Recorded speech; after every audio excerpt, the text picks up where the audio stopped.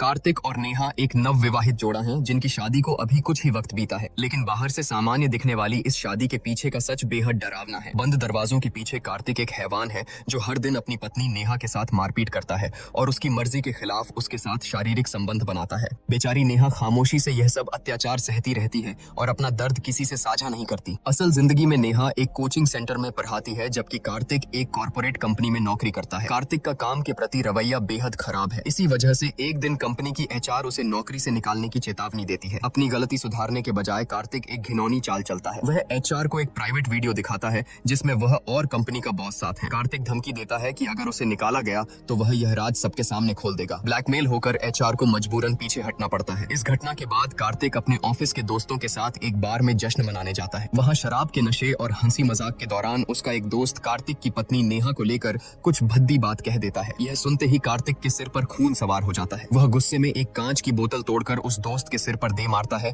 और उसे बुरी तरह पीटता है। बार में हुए इस हिंसक झगड़े के बाद कार्तिक गुस्से में भिनभिनाता हुआ घर लौटता है। घर की मेड दरवाजा खोलती है। कार्तिक अंदर आते ही चिल्लाकर नेहा को आवाज लगाता है। नेहा अपने किसी काम में व्यस्त होने के कारण उस पर ध्यान नहीं दे पाती। कार्तिक झल्लाकर उससे एस्ट्रे मांगता है, लेकिन नेहा की तरफ से कोई जवाब नहीं आता। तब कार्तिक एक खौफनाक दांव चलता है और कहता है कि अगर तुम मुझे एस्ट्रे लाकर दोगी तो आज रात मैं तुम्हें अकेला सोने दूंगा। कार्तिक के पास न जाने और अकेला सोने की बात सुनते ही नेहा तुरंत एस्ट्रे ढूंढने लगती है। उसकी यह बेताबी देखकर कार्तिक का अहंकार बुरी तरह आहत हो जाता है। उसका गुस्सा 7वें आसमान पर पहुंच जाता है। वह चीखता है कि जब उसने आवाज दी तब उसने नहीं सुनी, लेकिन उससे दूर रहने की बात पर वह तुरंत दौड़ पड़ी। वह दरिंदगी पर उतर आता है और नेहा को बेरहमी से पीटने लगता है। इसी हाथापाई के दौरान उसकी नजर नेहा के हाथ पर गुदे गौतम नाम के टैटू पर पड़ती है। यह देखकर कार्तिक का पागलपन और बढ़ जाता है और वह चीखते हुए पूछता है कि क्या वह आज भी गौतम से प्यार करती है। कार्तिक के जुल्मों से टूट चुकी नेहा के पास फर्श पर पड़े होकर आंसू बहाने के अलावा और कोई चारा नहीं था। अपनी इस नारकीय जिंदगी और दर्द के बीच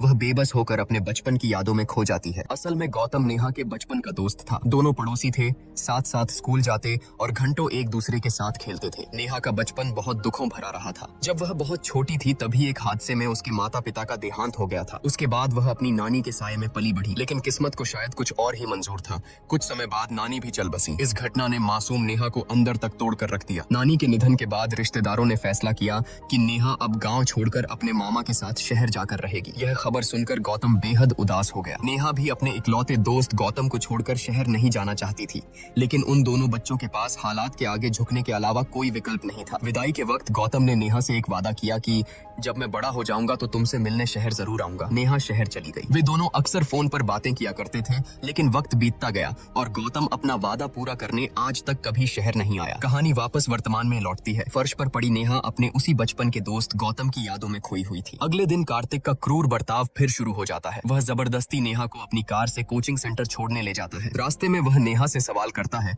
कि क्या उसे कभी कार्तिक से प्यार नहीं हुआ। वह ताना मारते हुए कहता है कि जो गौतम तुम्हें हमेशा के लिए छोड़कर चला गया, आखिर तुम आज भी उस इंसान से प्यार कैसे कर सकती हो। नेहा इस सवाल पर खामोश रहती है। उसकी यह चुप्पी कार्तिक के अहंकार को फिर से ठेस पहुंचाती है और वह हैवानियत पर उतर आता है। वह कार में ही नेहा की मर्जी के खिलाफ उसके साथ जबरदस्ती करता है। अपनी हवस पूरी करने के बाद वह उसे कोचिंग सेंटर के बाहर उतार कर चला जाता है। नेहा असहनीय दर्द से कराह रही थी। वह लंगड़ाते हुए किसी तरह वॉशरूम की तरफ भागती है और वहां जाकर फूट फूट कर रोने लगती है। उसकी ऐसी दर्दनाक हालत देखकर उसकी दोस्त सौम्या घबरा जाती है और उसके पीछे पीछे वॉशरूम पहुंचती है। अंदर का नजारा देखकर सौम्या सन्न रह जाती है। नेहा के शरीर से खून बह रहा था। घबराकर सौम्या उससे पूछती है कि ये सब क्या है, तुम्हें क्या हुआ है। अब तक हर जुल्म खामोशी से सहने वाली नेहा का सब्र टूट जाता है। वह रोते हुए सौम्या को गले लगाती है और अपनी घुटन भरी जिंदगी का पूरा खौफनाक सच उसके सामने खोल कर रख देती है। वह गिड़गिड़ाते हुए सौम्या से विनती करती है कि मुझे कार्तिक से बचा लो, वरना वो एक दिन मुझे जान से मार डालेगा। सौम्या की आंखों में आंसू और दिल में गुस्सा था। वह तुरंत नेहा को अस्पताल ले जाती है जहां उसका इलाज होता है। सौम्या नेहा को समझाती है कि यह जुल्म अब बर्दाश्त के बाहर है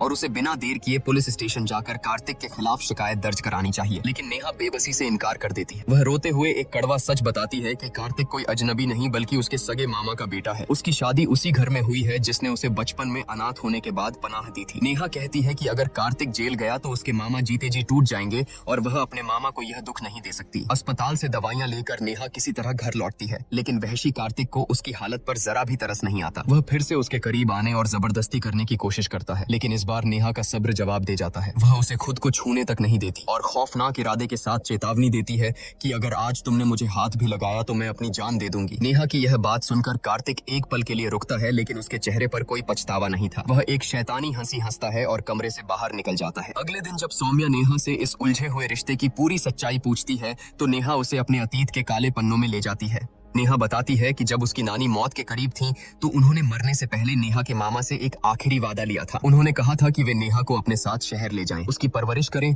और बड़ी होने पर उसकी शादी कार्तिक से करवा दें, ताकि अनाथ नेहा हमेशा अपने मामा की नजरों के सामने सुरक्षित रहे। मामा नेहा को अपने घर ले आए और उसी दिन उन्होंने नेहा की कार्तिक से पहचान कराते हुए कह दिया था कि बड़ी होकर दोनों की शादी होगी। यह सुनकर कार्तिक बहुत खुश हुआ था, लेकिन छोटी सी नेहा ने इस बात को गंभीरता से नहीं लिया। हालांकि वक्त के साथ कार्तिक की यह खुशी एक खतरनाक जुनून में बदल गई। जैसे जैसे नेहा बड़ी हुई, कार्तिक एक मनहूस साए की तरह उसके पीछे पड़ गया। वह बचपन से ही नेहा को अपनी पत्नी और अपनी जागीर मान चुका था। वह हर पल उस पर पैनी नजर रखता था। अगर गलती से भी कोई इंसान नेहा को छू लेता तो कार्तिक जानवरों की तरह उसकी बेरहमी से पिटाई कर देता था। कार्तिक का यह साइको और जुनूनी रूप देखकर नेहा अंदर ही अंदर खौफ में जीने लगी थी। उसे समझ नहीं आ रहा था कि वह इस अदृश्य कैद से कैसे बाहर निकले। इसी घुटन भरी जिंदगी और खौफ के साये के बीच नेहा के लिए एक ही सहारा था, उसका बचपन का दोस्त गौतम। दोनों अक्सर फोन पर घंटों बातें किया करते थे। दूरियों के बावजूद उनकी यह मासूम दोस्ती धीरे धीरे प्यार में तब्दील होने लगी थी और वे दोनों एक दूसरे को चाहने लगे थे। लेकिन नेहा कार्तिक के खतरनाक मिजाज को जानती थी, इसलिए उसने गौतम और अपने इस अनकहे प्यार के बारे में अपने मामा और कार्तिक को भनक तक नहीं लगने दी। एक दिन अचानक नेहा की जिंदगी में जैसे दोबारा बहार आ जाती है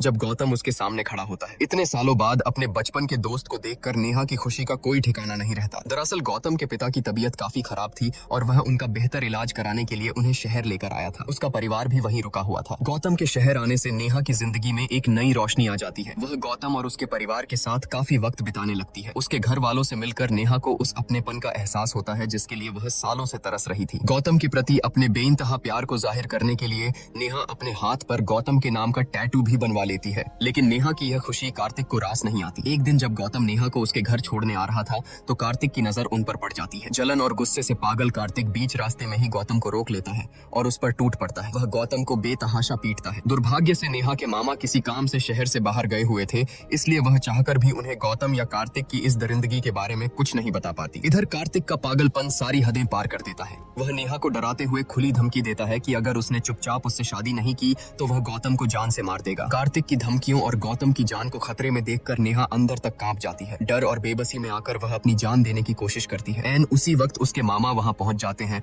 और नेहा की हालत देखकर उनके होश उड़ जाते हैं। वह कार्तिक की मदद से नेहा को तुरंत अस्पताल ले जाते हैं। जब नेहा की हालत सुधरती है और उसे होश आता है तो उसे एक और बड़ा झटका लगता है। उसे पता चलता है कि गौतम अपने परिवार के साथ वापस गांव जा चुका है और उसका फोन भी नहीं लग रहा। गौतम के इस तरह अचानक चले जाने से नेहा गहरी उलझन और तनाव में डूब जाती है। इधर अस्पताल से वापस आने के बाद कार्तिक नेहा को घर ले आता है और अपने पिता के सामने साफ कह देता है कि वह हर हाल में नेहा से ही शादी करेगा। वह बेशर्मी से कहता है कि वह जानता है नेहा गौतम से प्यार करती है, लेकिन गौतम तो उसे छोड़कर भाग गया, इसलिए अब नेहा सिर्फ उसकी है। नेहा रोते हुए अपने मामा से कहती है कि वह किसी भी कीमत पर कार्तिक से शादी नहीं कर सकती। अपनी भांजी को इस तरह तड़पता देख मामा आखिरकार कार्तिक के बचपन का एक स्याह सच नेहा को बताते हैं कि जब कार्तिक पैदा हुआ था तभी उसकी माँ का देहांत हो गया था। मुझे अकेले ही उसे पालना पड़ा, लेकिन अपने काम और बिजनेस में मैं इतना उलझा रहा कि कार्तिक पर कभी ध्यान ही नहीं दे पाया। मेरे वक्त न देने की वजह से कार्तिक बचपन से ही बहुत अकेला पड़ गया। उस अकेलेपन को दूर करने के लिए उसने अपने पास एक गुड़िया रख ली थी। वह दिन रात उसी बेजान गुड़िया से बातें करता था और उसे अपनी जागीर मान बैठा था और आज तुम उसके लिए वही गुड़िया बन चुकी हो। मामा अपनी बात आगे बढ़ाते हुए नेहा को बताते हैं कि कार्तिक के अजीब बर्ताव से परेशान होकर उन्होंने उसे एक डॉक्टर को दिखाया था। डॉक्टर ने सलाह दी कि कार्तिक को अपने खोल से बाहर निकालकर दूसरे बच्चों के साथ घुलने मिलने का मौका दिया जाए। मामा ने कोशिश भी की। उन्होंने कार्तिक को बाहर खेलने भेजा, लेकिन नतीजा हमेशा भयानक होता। कार्तिक या तो बच्चों को बुरी तरह परेशान करता या उनके साथ हिंसक मारपीट करके घर लौटता। मामा समझ ही नहीं पा रहे थे कि इस लाइलाज पागलपन का क्या किया जाए। लेकिन जब अनाथ नेहा उस घर में आई तो एक चमत्कार सा हुआ। नेहा को देखते ही कार्तिक पूरी तरह बदल गया। उसने उस बेजान प्लास्टिक की गुड़िया को हमेशा के लिए अपनी जिंदगी से निकाल फेंका और नेहा के साथ बहुत अच्छे से रहने लगा। यह बदलाव देखकर मामा के मन में एक झूठी उम्मीद जाग गई। उन्हें लगा कि अगर नेहा और कार्तिक की शादी हो जाए तो कार्तिक का मानसिक संतुलन पूरी तरह ठीक हो जाएगा और उसका गुस्सा हमेशा के लिए शांत हो जाएगा। इसी उम्मीद में उन्होंने नेहा के सामने कार्तिक से शादी करने का प्रस्ताव रखा। एक मानसिक रूप से बीमार इंसान से शादी करने के लिए नेहा किसी भी कीमत पर तैयार नहीं थी, लेकिन तभी वहाँ कार्तिक आ धमका। उसकी आंखों में एक अजीब सी सनक थी। उसने उसने अपने ही पिता के सामने चीखते हुए ऐलान किया कि अगर उसकी शादी नेहा से नहीं हुई तो या तो वह अपनी जान दे देगा या फिर उन्हें मार डालेगा। फिर वह नेहा की तरफ मुड़ा और एक खौफनाक धमकी दी कि अगर तुमने मुझसे शादी के लिए हामी नहीं भरी तो मैं तुम्हारे इन प्यारे मामा की जान ले लूंगा। अपने मामा की जान खतरे में देखकर नेहा अंदर तक टूट गई। जिन मामा ने उसे अनाथ होने पर छत दी थी, उनकी जान बचाने के लिए नेहा के पास कोई और विकल्प नहीं था। बेबसी के आंसुओं के साथ उसने इस शादी के लिए हाँ कर दी। उस दिन के बाद से नेहा एक ऐसी शादी के बंधन में बंध गई जो उसके लिए किसी नरक से कम नहीं था। वह बस घुट घुट कर कार्तिक के जुल्मों को झेल रही थी। कहानी एक बार फिर वर्तमान की उस खौफनाक रात में लौटती है। बेडरूम में कार्तिक का वहशीपन फिर जाग उठता है और वह नेहा के साथ जबरदस्ती करने की कोशिश करता है, लेकिन इस बार नेहा की सहन शक्ति जवाब दे जाती है। वह कार्तिक को पूरी ताकत से धक्का देती है और चीख कर कहती है कि अगर तुमने मुझे छुआ भी तो मैं खुद को खत्म कर लूंगी। एक साइकोपैथ के लिए यह धमकी कोई मायने नहीं रखती। कार्तिक एक खौफनाक हंसी हंसता है और पास रखा पेट्रोल अपने ऊपर उंडेल लेता है। हाथ में माचिस लेकर वह नेहा को घूरते हुए कहता है कि अगर तुमने मुझे अभी इसी वक्त आई लव यू नहीं बोला तो मैं खुद को आग लगा लूंगा। कार्तिक के इस आत्मघाती पागलपन को देखकर नेहा बुरी तरह सहम जाती है।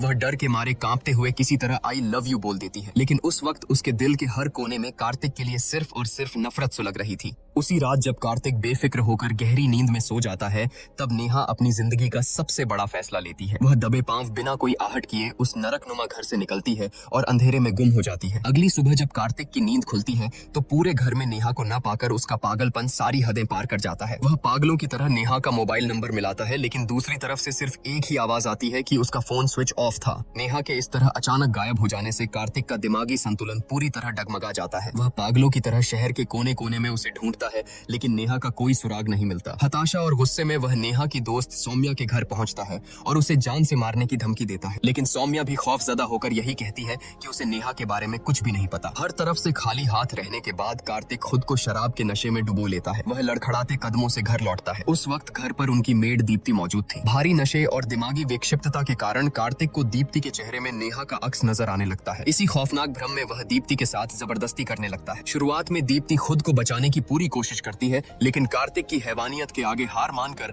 वह विरोध करना छोड़ देती है। लेकिन कार्तिक का वहशीपन यही नहीं रुकता। अगले दिन होश में आने पर वह उसी दीप्ति को बेरहमी से पीटने लगता है। कार्तिक समझ नहीं पा रहा था कि नेहा कहाँ गई और वह अपने इस पागलपन का क्या करे। इसी कुंठा में वह अकेले ही घर का सारा सामान तोड़ने फोड़ने लगता है। मलबे के बीच उसे अचानक अपनी वही पुरानी प्लास्टिक की गुड़िया मिलती है। यह वही गुड़िया थी जिससे नेहा के उसकी जिंदगी में आने से पहले वह अपने दिल की हर बात साझा किया करता था। अपनी पुरानी मानसिक बीमारी की गिरफ्त में आकर कार्तिक आज फिर उसी बेजान गुड़िया से बातें करने लगता है। तभी अचानक कमरे में नेहा आ खड़ी होती है। नेहा को अपने सामने जिंदा देखकर कार्तिक की खुशी का ठिकाना नहीं रहता, लेकिन नेहा के चेहरे पर कोई भाव नहीं था। वह कड़े लहजे में कार्तिक से कहती है कि उसे कोई फर्क नहीं पड़ता कि कार्तिक जिंदा रहे या मर जाए। वह उसके साथ एक पल भी नहीं रहना चाहती। जब कार्तिक को गुस्सा आने लगता है तो नेहा उसकी जलती हुई आग में घी डालते हुए कहती है कि मैं सिर्फ गौतम से प्यार करती हूँ और हमेशा उसी से प्यार करती रहूंगी। गौतम का नाम सुनते ही कार्तिक के दिमाग की नसें फटने लगती हैं। उसका पागलपन सारी हदें पार कर जाता है और वह पास रखी कांच की एक भारी बोतल उठाकर पूरी ताकत से नेहा के सिर पर दे मारता है। नेहा लहूलुहान होकर वहीं फर्श पर गिर पड़ती है